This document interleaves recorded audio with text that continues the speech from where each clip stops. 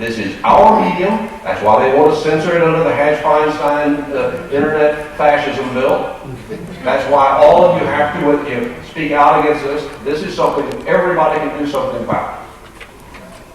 And I really do appreciate all of you. So many good old friends here. But this is something now we can do something about. We have more power than we've ever had. And we are winning. Thank you.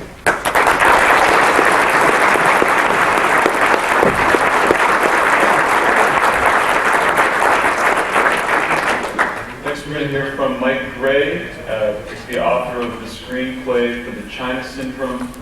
And is the recent author of Drug Crazy, known now for being in tussles with Michael Massey in The Nation and other reformers.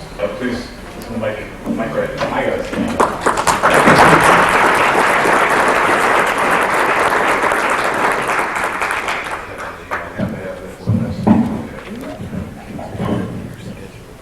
I don't know how you guys do this thing now. One of the problems with reporting objectively on the drug war is that our opponents are insane.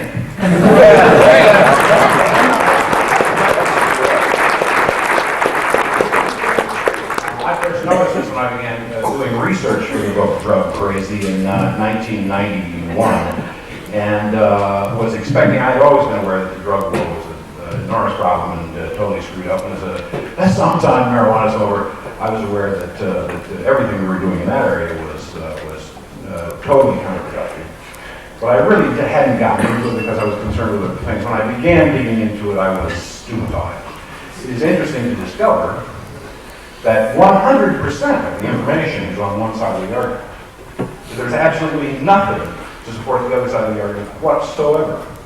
And this is true morally, legally, scientifically, across the board.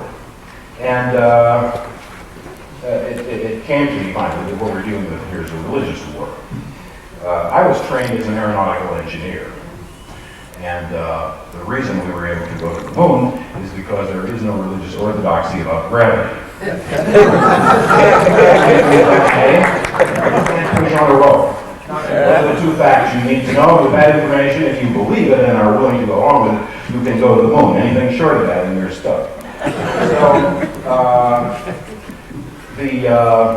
I want to acknowledge, incidentally, Robert Field, who's sitting right back here. Robert?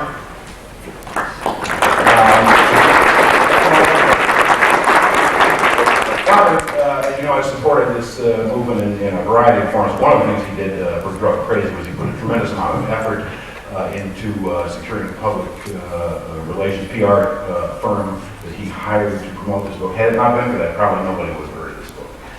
They did everything that they possibly could to bury it, and I'll give you an example. Gary Trudeau read this book, and he did a Sunday strip based on some of the facts in there about the baby boomers learning about the onset of liver cancer and how it might affect their attitudes about medical marijuana. And I talked to him about the New York Times because he has connections there, obviously. I said, is there any way that you can get them to review this book? And he did. He spoke to a lot of people inside the Times and managed to get them to promise to review the book. They were going to review. We so happy we alive. We together can survive. Stop the bullshit, stop the lies.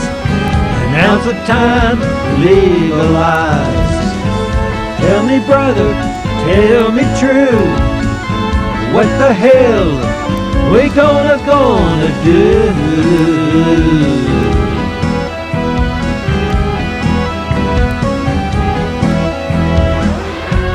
Remember the days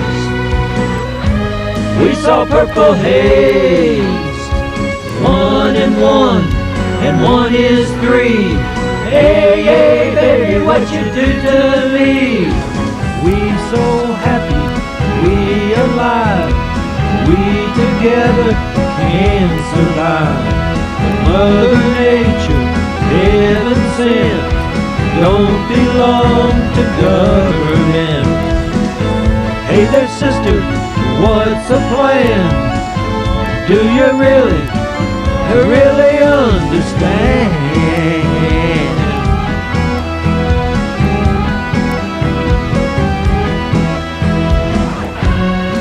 remember the days